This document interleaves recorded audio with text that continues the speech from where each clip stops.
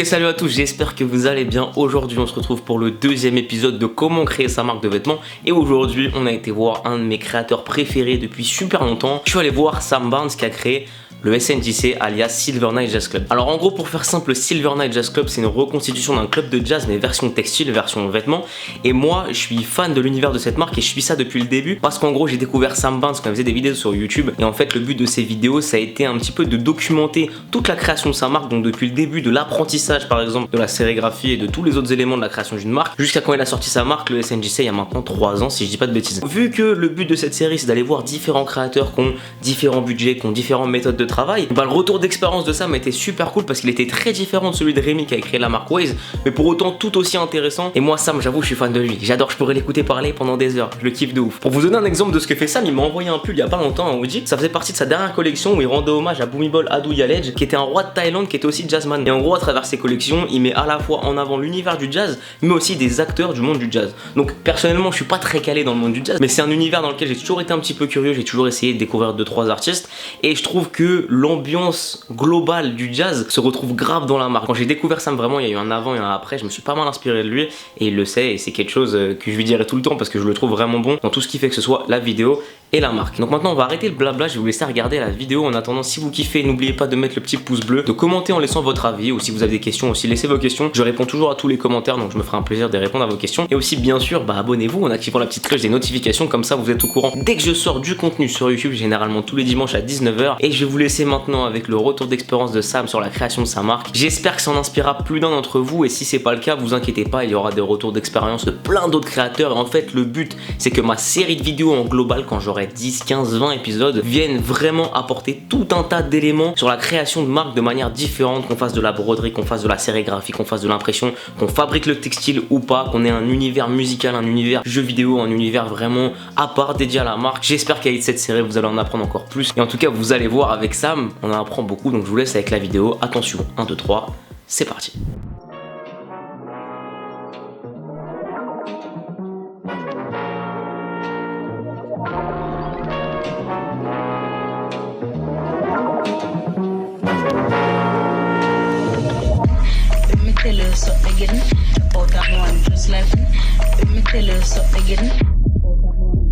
Bon, je suis bien arrivé à Metz et je suis dans l'atelier de Sam, j'espère que ça va bien mon gars. Ça va, nickel, franchement je suis trop content.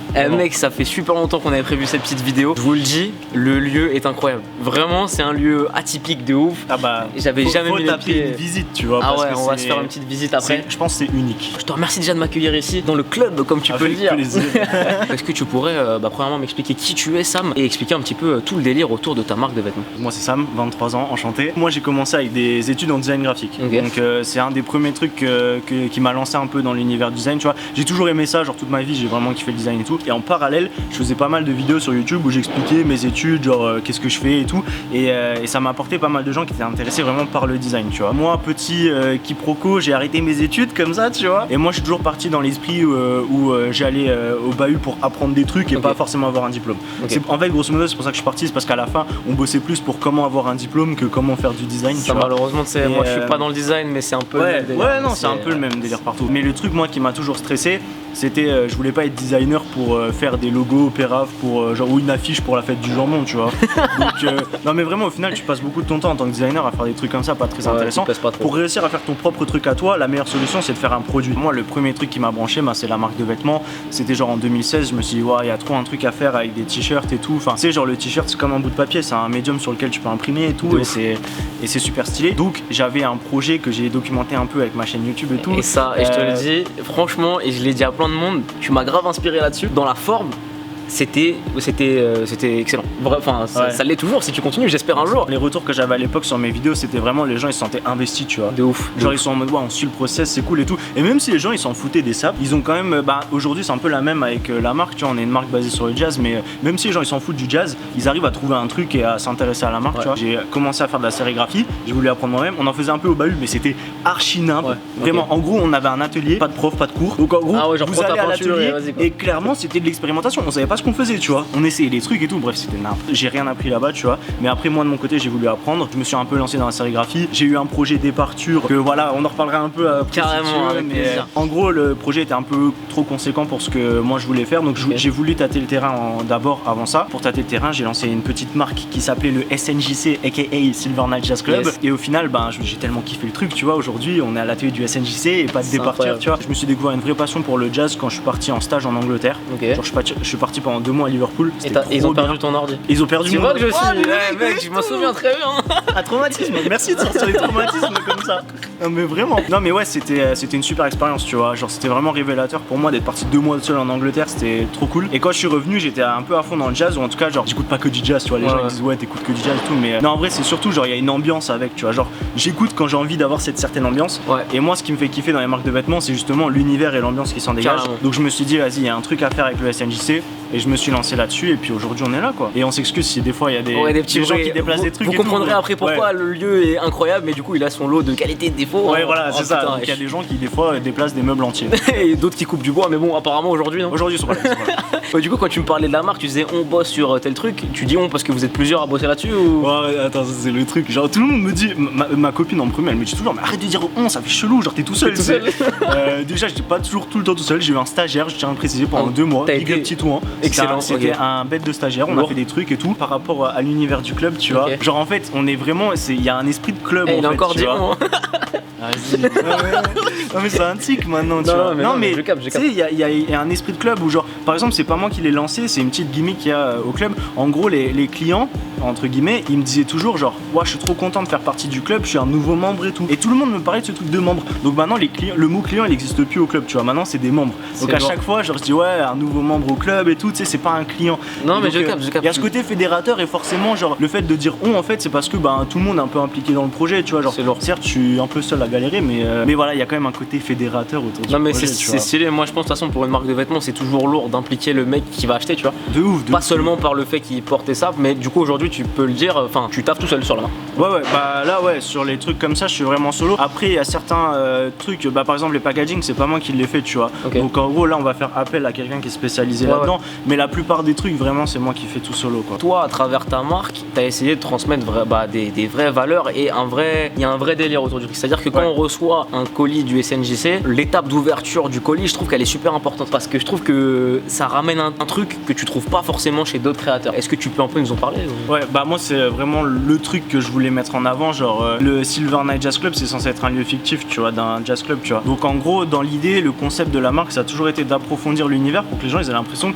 qu'ils ont vraiment reçu un item du jazz club, tu vois. Donc j'ai toujours investi là-dessus de ouf, même au tout début quand j'avais vraiment pas les moyens de faire des trucs cool, je mettais des petits sachets de popcorn. Mais ouais, je me rappelle, tu m'avais même envoyé une fausse place de concert. Voilà, il y avait les tickets d'entrée du club et tout. Enfin, j'essayais toujours de mettre un peu plus pour approfondir l'univers du club. On a même une playlist Spotify avec les sons qui tournent au club et tout. Ouais. Je savais même pas. Bah en vrai, j'avoue, récemment, j'ai pas mis grand chose dessus. Il faudrait que je remette. Avant, je mettais toutes les semaines des trucs. Parce que moi, le jazz, je suis pas un connaisseur, mais j'avoue, je me pose à mon bureau, j'ai une petite playlist sur Spotify, je mets This is John Coltrane et hop, ça tourne, je suis bien, tu vois. Non, mais en vrai, le truc qui est trop ouf et qui est trop stylé, il y a un mec qui a tweeté ça il y a encore 2 jours là. Il a dit depuis que je suis le SNJC, le truc de ouf, c'est qu'à chaque fois qu'il a sorti un produit, j'ai checké l'album et j'ai découvert des vrais dingueries. Et ça fait trop plaisir parce qu'il y a plein de gens, genre ma clientèle, ça doit être, je sais pas, 15% de mecs qui kiffent le jazz. Tout le reste, ils en ont rien à faire, tu vois. Mais ils checkent un peu ou rien que sur la description des produits, quand tu vois sur le shop, tu sais, il y a un descriptif qui explique genre c'est quoi le produit, tu vois, genre en tout cas l'intérêt du design. Et les gens ils chopent des trucs comme ça et ils kiffent, tu vois, c'est cool. Maintenant aujourd'hui, j'avais vraiment envie déjà qu'on visite les lieux, c'était pas du tout prévu, mais quand j'ai vu le lieu, quand je suis arrivé, les gens ils se doutent pas forcément, tu sais, quand ils voient le truc, quand ils voient juste l'atelier, je mets souvent des photos de l'atelier et les gens ils savent pas qu'en fait c'est 3000 mètres carrés derrière, tu vois. C'est ça, donc bon, on en reparlera juste après. Donc on va visiter ça parce que c'était super. Et ensuite, j'aurais bien aimé en fait faire un peu de sérigraphie parce que c'est comme ça que je t'ai connu en fait. T'étais avec ton appareil de sérigraphie, je vais pas dire le nom parce que je n'y connais pas grand chose. Et t'essayais de faire les trucs. Et aujourd'hui, j'aimerais bien que tu me montres un peu comment toi tu printes un t-shirt, un pull, n'importe sur ta sérigraphie. Du coup, on va faire une petite pause et ensuite on va prendre la cam et visiter un peu l'atelier ensemble. C'est cool? Nickel, ça me va. Bon, on va commencer la visite avec Sam dans son atelier. Donc on est à Blida. Blida avec 3 i. Et en fait je voulais qu'on commence de l'extérieur parce que filme le lieu, c'est incroyable. Est-ce que tu peux nous expliquer comment ça se fait, c'est quoi ce truc là en fait? En gros, ici anciennement c'était un abri à bus, enfin c'était le dépôt de bus, tu vois. Et ils ont déménagé, ils sont partis ailleurs, donc il y a des gens qui sont venus, qui ont récupéré le lieu. Et ils l'ont transformé en espace où les créateurs peuvent venir s'installer et développer leurs projets et tout. Et d'où la taille du truc, d'où les portes aussi, la taille des portes, tu vois, c'est un peu grand pour quelqu'un. Ah bah un peu ouais. Mais c'est fait pour des bus en fait. Ok. Donc, et du coup toi t'as un local à bus en gros? Moi j'ai un local à bus, j'ai le local à bus numéro 113. Donc bah écoute, on va y aller. Très fier de mon numéro en plus, donc voilà. Il y a une raison particulière ou? Je sais pas, 113 banlieue, tu sais, j'en sais rien. Ah oui putain, oh c'est beau, oh c'est beau. Bon vas-y viens avec moi Alexia, on va aller visiter ça. Et je trouve ce lieu extraordinaire. Juste regarde là-bas, on a la petite vue sur la cathédrale de Reims, juste là-bas. Mais gros, de Metz, pardon, excuse-moi. Excuse-moi, de Metz, excuse-moi. Bon vas-y viens avec moi Alexia, on va rentrer dans le local à bus 113. Mais c'est très grand, si tu vois la taille par rapport à nous. La taille de la porte déjà.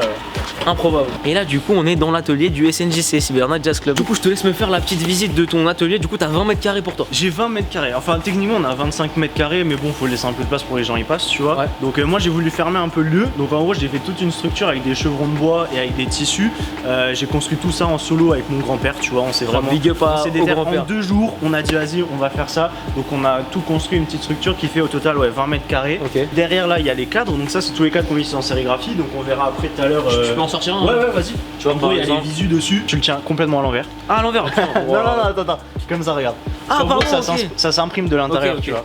Tu vois, je n'y connais rien. Là, ouais, voilà. Et donc, ça imprime un long sleeve comme ça ou un tee ou peu importe, tu vois. Là, ici, c'est la presse de sérigraphie. Donc, c'est là qu'on va imprimer tous les produits et tout. Donc, techniquement, voilà, c'est juste une presse sur laquelle tu viens caler un cadre comme il y a juste ici. Tu peux mettre 4 cadres au total, sachant qu'un cadre égale une couleur. Là, sur le cadre, tu vas mettre de l'encre noire, tu vois. Donc, en gros, si tu imprimes, ça va être que de l'encre noire. Donc, si tu veux du noir, du blanc, du rouge, il faut que tu fasses un cadre noir, un cadre blanc, un cadre rouge. D'accord. Et donc, ça tourne pour changer de cadre en cadre. De l'autre côté, c'est le coin un peu plus détente, entre guillemets, tu vois. Donc là c'est le stock de carton du Black Friday qui est pas prêt de s'écouler pour l'instant parce qu'il y en a beaucoup, tu vois. Petit fauteuil que j'ai payé 15 balles sur le bon coin, merci beaucoup, ça fait plaisir. Il date de 1958, il vient de l'époque jazz, tu vois. Putain c'est stylé, c'est OG ici. Franchement on est de ouf. S'il te plaît Alexia, filme cette table. Attends, on va enlever ce qu'il y a dessus. Incroyable. Tu l'as fait toi-même? Découpé à la scie sauteuse mon gars, petit canapé, bon, pareil, le canapé sur lequel récupéré je crois 10 balles chez Emmaüs, ça fait plaisir. On a eu un câble qui est tendu en haut pour étendre tous les t-shirts qu'on garde en stock une fois qu'ils sont imprimés ou quoi. Souvent on en met ici pour les ranger, c'est plus pratique. Même des fois quand on les fait sécher, on les étend sur tout le câble, tu vois. Là c'est une petite surjeteuse, je vais te montrer, attends 2 secondes. En gros on a commencé à faire des split tee. Donc en fait on prend 2 t-shirts imprimés qu'on découpe et qu'on vient recoudre ensemble à la surjeteuse. On avait fait donc celui-là avec le design qu'on a vu juste à l'instant.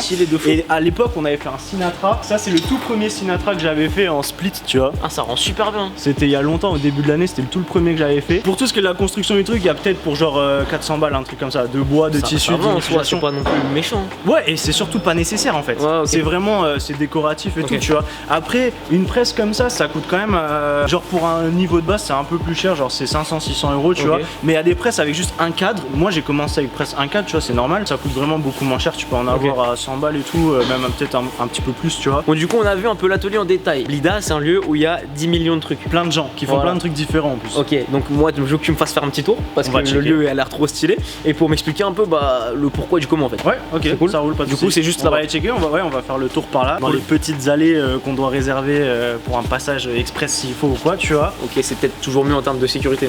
Ouais, voilà, non mais si ça prend feu, clairement il faut que tu puisses sortir, tu vois. C'est toujours mieux. Je compte pas rester et cuire dans cet endroit. Donc, le mec aime trop sa marque, tu sais. Jusqu'au bout. Je veux mourir à SNJC. Bon, là, tu vois, t'as un stand incroyable. Là, voilà. Là, on a ma voisine fleuriste qui fait, là, elle fait des fleurs séchées et tout. Si on continue de l'autre côté, on va voir qu'il y a plein d'autres activités, de trucs différents. Donc, forcément, quand tu passes d'une marque de sap à un fleuriste, tu vois, il y a déjà un petit écart. Mais c'est ça qui est cool aussi, c'est que quand t'es dans un lieu comme ça, tu peux parler avec plein de gens qui font pas forcément ce que toi tu fais et en apprendre plein sur différentes techniques de différents trucs. Je te laisse passer. Là, par exemple, le gros big up, on a un poteau ici qui collectionne et qui répare des machines vintage, des pinballs, enfin des flippers, des machines d'arcade et tout. Et donc nous on peut faire nos parties quand on veut, tu vois. Entre midi on vient, tac tac. Oh, c'est trop stylé. Faudra l'allumer après, il est incroyable. Là il collectionne plein. Il y a grave de trucs, il y a des packs. Donc, c'est comme des Pac-Man genre. Ouais, c'est voilà, c'est plein de dérives de différents jeux d'arcade, tu vois. Il y en a plein en plus derrière, il y en a plein d'autres. Il y a une collecte de malade. Le mec est super calé, il est trop sympa en plus. C'est trop lourd. Est-ce que tu peux donner vite fait quelques exemples de créations qu'on trouve ici pour donner un peu l'idée aux gens? Là, les gens qui sont à côté, ils font de la menuiserie, tu vois. Là-bas, il y a des gens qui font du béton, donc ils peuvent faire des moules en béton pour faire genre des lampes ou des trucs comme ça. Il y a des gens qui sont illustrateurs, qui font de la peinture, qui font. Il y a vraiment tout. Il y a vraiment beaucoup de domaines. Moi, par exemple, qui fais de la sérigraphie, s'il y a des gens qui font de l'illustration, je peux leur imprimer des t-shirts, tu vois. Ouais, c'est stylé. Donc voilà, ça c'est assez cool. Et là, on a les magnifiques grandes portes qui nous font rentrer par l'entrée principale. Là, c'est l'industrie créative. Et il y a aussi tout ce qui est start-up, technologie, machin et tout, qui sont dans des bureaux à côté, où il y a vraiment la blinde de gens, quoi. Et il y a un dernier truc tout à l'heure, on a vu, j'étais explosé, c'était grave marrant. C'est l'espèce de serre qu'il y a là-bas, donc qui est une serre d'aquaponie. Ok. Donc, en gros, c'est un délire où il y a des légumes et des poissons. Alors le process en entier, je le connais pas, tu vois. Mais en gros, les poissons, ils nourrissent les légumes et genre ça fait un cycle en gros où les poissons sont nourris par les nutriments qui passent dans les légumes et tout. Et en gros, enfin voilà, on a même des poules dans le jardin, quoi. Ok, bon, il y a énormément de trucs en tout cas. Je pense que là, on s'est un peu rendu compte du lieu en lui-même qui est excellent. Maintenant, moi, je veux grave ma leçon de sérigraphie. Là. Ouais, il faut que tu touches un peu. Tu vas voir, c'est en vrai, en manuel, faut choper le petit truc. C'est chaud un peu. Ouais, je vais faire en sorte que ça se passe bien. Vas-y, bon, bah écoute, on se donne rendez-vous dans l'atelier directement et on va faire la petite sérigraphie. Bon, du coup, on est de retour dans l'atelier, on va faire notre petite sérigraphie. Qu'est-ce que tu nous as préparé, mon ami? Donc là, on a un cadre.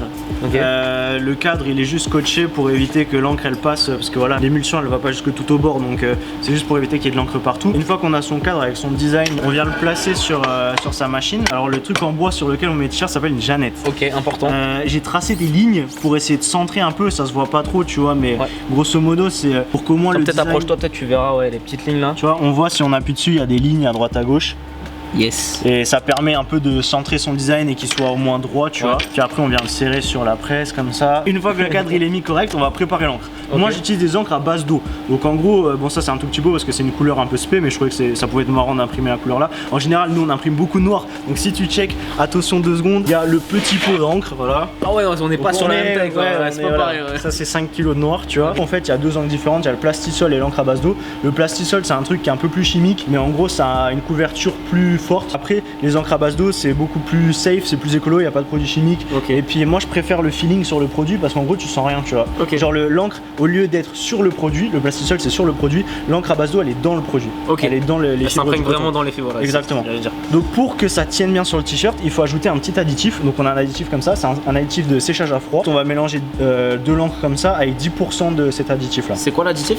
En fait c'est un fixateur, ça s'appelle un fixateur, c'est genre un produit qui est vendu en général avec l'encre, tu vois. Les fournisseurs ils ont le fixateur plus l'encre et tu viens mélanger ça et en gros ça permet que ça s'en aille pas, tu vois, ça serait bête quand même que ça c'est un peu relou. Par exemple si tu veux dire j'imprime 10 t-shirts, on a pour combien à peu près en prix ou en peinture? En encre? Ouais, ou en peinture, n'importe quoi. Franchement ça dépend, on va par exemple acheter un petit pot comme ça coûte la blinde, tu vois, mais quand t'achètes un petit pot comme ça c'est pour tester en général la couleur. Si j'achète un pot de 5 kg comme ça là, honnêtement tu peux t'en sortir à 30 centimes d'encre par t-shirt. Ah ouais, ok. Ouais, non, vraiment, c'est si tu achètes en grosse quantité, que tu gères bien ton flux d'encre. Après, le truc qui est important à savoir, c'est qu'en sérigraphie, là, je vais pas le faire de ouf parce que j'ai pas beaucoup de noir, de rouge, pardon. Mais en fait, il faut toujours avoir beaucoup plus d'encre que ce que tu as besoin. Parce que ce qui est important en sérigraphie, tu vas le voir, c'est de couvrir entièrement le cadre. Si tu veux, mets l'encre. Donc en gros, tu scoopes le machin, tu chopes le machin, comme ça, et tu vas en mettre un peu là, tu vois, tout le long, en gros, que ça remplisse le design, voilà. Tu l'as fait tomber, voilà, exact. T'en reprends, t'en mets tout le long là. Tu mets tout le pot. Hein. Je mets tout le pot genre ici tu mets tout le pot. L'idée c'est de vraiment que tout le design soit recouvert. Donc en gros, tu vas faire le petit truc satisfaisant, tu vois. De ouf. De recouvrir tout le cadre, que ça fait vraiment plaisir, tu vois. De ouf. La première passe, faut toujours la faire sur un t-shirt naze, tu vois. Parce que la première passe, elle est jamais clean. Il faut toujours au moins 2 ou peut-être même des fois 3 passes pour que ça soit vraiment clean. Donc nous, on a un stock de t-shirts pourris ou qui sont ratés en général. On a un programme qui s'appelle les misprints où quand le détail est très vraiment, enfin, quand c'est pas vraiment foiré de ouf, que c'est juste un tout petit décalage ou quoi, en général, on les vend à moins 50%. Et ça, on les vend sur Insta et ils partent directement. Dès qu'on les met, ils partent. Donc si vous êtes chaud pour acheter des misprints un jour, avec le Black Friday, vu qu'on a 150 trucs à imprimer, il y a moyen qu'il y en ait. Mais s'ils sont vraiment éclatés, on les garde pour faire les tests. Un exemple, en gros, on a toutes les collections sur ce t-shirt. Voilà. Mais il est incroyable en plus, il est trop stylé. On en a plein des comme ça. On en a vraiment plein, tu vois. Il y a vraiment de tout et de n'importe quoi. Attends, mais c'est super, ils sont super stylés. Bon, j'aurais pu en prendre un. On va en prendre un peut-être où il y a un peu moins de bordel dessus quand même. Vas-y. Comme ça, on verra mieux. Bon, après, la couleur, elle ressortira pas de ouf parce que c'est du rouge sur du bleu. Mais Mais après, on va printer un vrai t-shirt et il sera gris et ça va bien rendre dessus. Tu vas voir. Petit truc chaud à choper, il faut prendre une petite raclette. Ça, c'est le petit truc, je vais le faire moi parce que c'est un petit geste à avoir. Mais en gros, il faut recouvrir ton cadre une première fois. Et donc, pour le faire, il faut avoir le minimum de pression possible et un angle spécifique. Donc, en gros, là, je racle l'encre pour la récupérer jusqu'au bout. Et là, tu vois, je recouvre le cadre. Et donc là, on a un cadre qui est recouvert. L'encre à base d'eau, contrairement au plastisol, ça sèche dans le cadre. Vu qu'il y a de l'eau dedans, l'eau elle s'évapore, ça sèche. Donc il faut imprimer très vite et c'est pour ça que c'est souvent plus chaud et qu'il y a beaucoup moins d'encre à base d'eau que le plastisol. Le plastisol, le cadre qui est là, il est là depuis hier, il a pas séché, tu vois, ça sèche pas. Il faut être un petit peu penché. Si t'es penché comme ça, tu vas faire une cata aussi. Donc, il faut être vraiment juste un peu comme ça. Et là, t'appuies, pas non plus comme un dingue, tu vois, mais t'appuies quand même et tu racles jusqu'au bout. Parce que des fois, les gens ils s'arrêtent là et puis t'as les dernières lettres qui partent, tu vois. Mec, j'ai chaud, je vais peut-être faire une dinguerie. Donc là, l'angle il est pas mauvais, c'est bon. Là, l'angle, peut-être, ouais, non, comme ça, c'est bien. Peut-être un tout petit peu incliné plus par là. Voilà, comme ça. Et donc là, je viens racler jusqu'au bout. Et là, un coup, enfin, tu vas pas non plus super vite, mais tu. Comme ça. 1, 2, 3.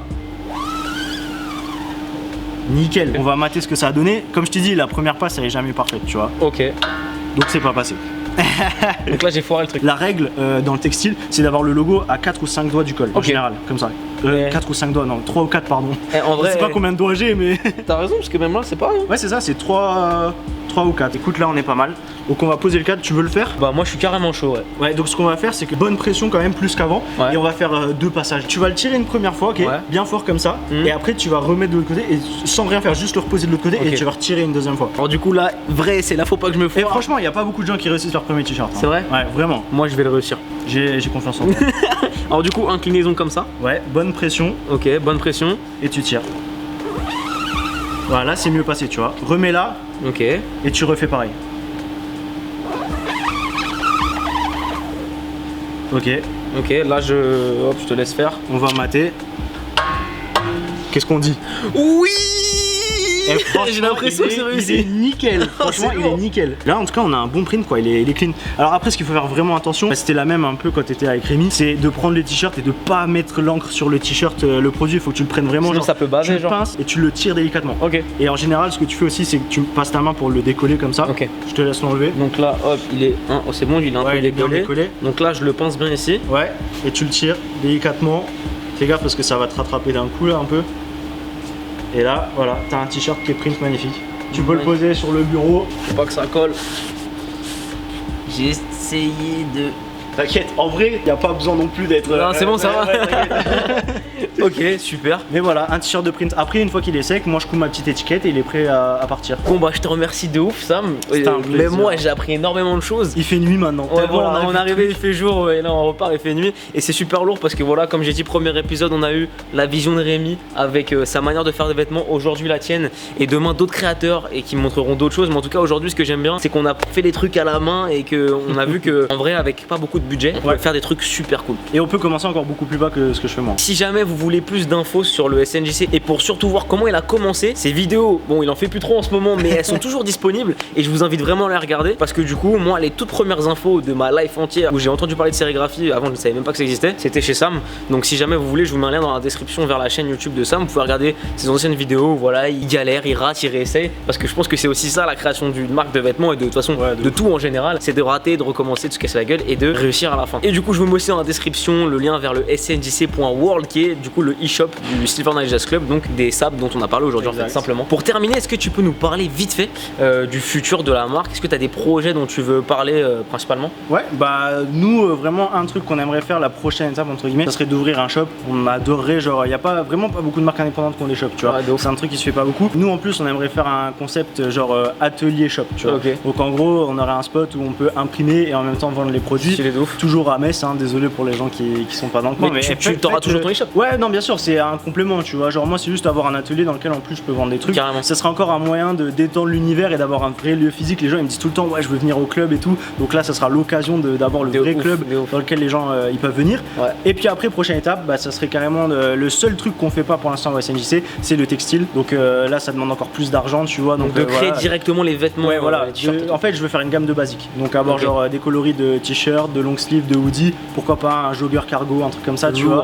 Et avoir d'avoir ma propre gamme de basiques. Genre je suis en train de voir tout ce qui est patronage et tout pour les faire et j'ai eu déjà un peu d'expérience là-dedans. Ça veut pas dire pour autant qu'il faut commencer là les gars. Si vous vraiment si vous voulez commencer safe, moi j'ai fait une grosse connerie d'avoir acheté plein de t-shirts au début, d'avoir fait manufacturer des t-shirts et aujourd'hui je le regrette encore, tu vois. Il y a plein de fournisseurs les gars, renseignez-vous sur internet, vous cherchez des grossistes textiles, il y en a dans toute la France, il y en a partout et j'aimerais bien aller dans cette direction mais voilà, faut qu'il y ait encore plus de gens qui soient convaincus par le club et qui rejoignent le club, tu vois, et ça sera concret. Et puis évidemment, le jour où le shop il est ouvert, tu repasses. Avec grand plaisir. Avec grand plaisir, carrément, ça me ferait kiffer justement comme t'as dit. Moi j'ai entendu parler il y a 3 ans du Silver Night Jazz Club, aujourd'hui c'est un vrai lieu physique, donc ce serait avec grand plaisir. Et moi bien sûr je vous invite à rejoindre ce club, donc il y a tout dans la description, le e-shop, le Instagram, il y a toutes les infos de toute façon. Bien plus que des saps, il y a un univers qui me parle de fou et moi je suis fan de ouf. Du coup voilà, encore une fois je te remercie de m'avoir ouvert les portes aujourd'hui de ce magnifique hangar de ton atelier en fait. Ouais, un très gros hangar. Ouais, voilà, c'est ça. Et puis du coup j'espère que vous avez kiffé. Comme d'hab, si vous avez kiffé, lâchez un petit pouce bleu, ça fait toujours plaisir. Abonnez-vous, activez la petite cloche des notifs pour ne rien rater. Et on se retrouve très vite pour une nouvelle vidéo et j'espère dans pas très longtemps pour un nouvel épisode de comment créer sa marque de vêtements avec Vince. Et voilà, c'est tout pour moi. C'est tout pour toi? C'est tout pour moi. Ouais, ok, tout bon. c'est t'inquiète. Ok, parfait. Prenez soin de vous, à très vite et peace.